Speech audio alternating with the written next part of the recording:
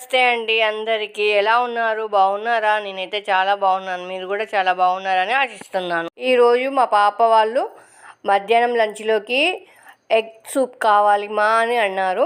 అందుకనే ప్రిపేర్ చేస్తున్నాను. బాయిల్ చేసి పక్కన పెట్టుకున్నాను. తర్వాత ఒక పెద్ద సైజులో ఉన్న ఆనియన్స్ కట్ చేసుకున్నాను.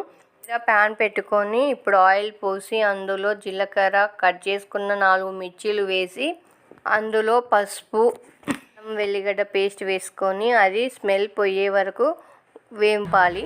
ఆనియన్స్ కూడా వేసుకొని అందులో కొంచెం త్వరగా మగ్గడానికి సాల్ట్ వేసుకోవాలి.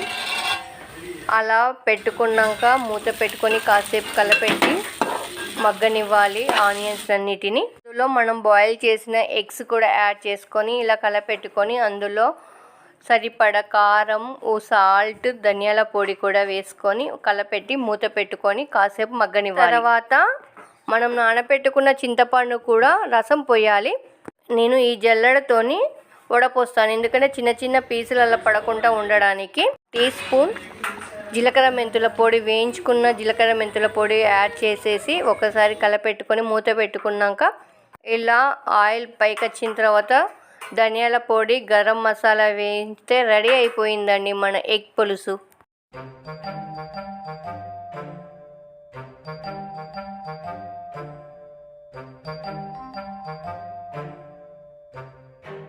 ఇలా చిక్కగా అయిపోయిన తర్వాత స్టవ్ ఆఫ్ చేసుకోండి. రెడీ అయిపోయిందండి మన ఎగ్ పులుసు. వేడి అన్నంలో ఈ ఎగ్ పులుసు పెట్టుకొని తింటే సూపర్ ఉందండి.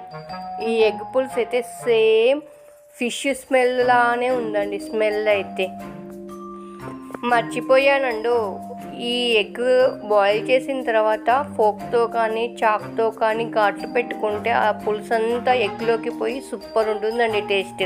మీరు కూడా ఇలానే చేసుకుంటారు కదా మీ ఇంట్లో. నా వీడియో కనుక మీకు నచ్చితే ప్లీజ్ లైక్ చేయండి, షేర్ చేయండి, సబ్స్క్రైబ్ చేసుకోండి. రెడీ అయిపోయిందండి మా బాబు లంచ్ బాక్స్. దాంతోపాటు చిన్న మక్క అటుకులు పెట్టాను నాఫ్కిన్.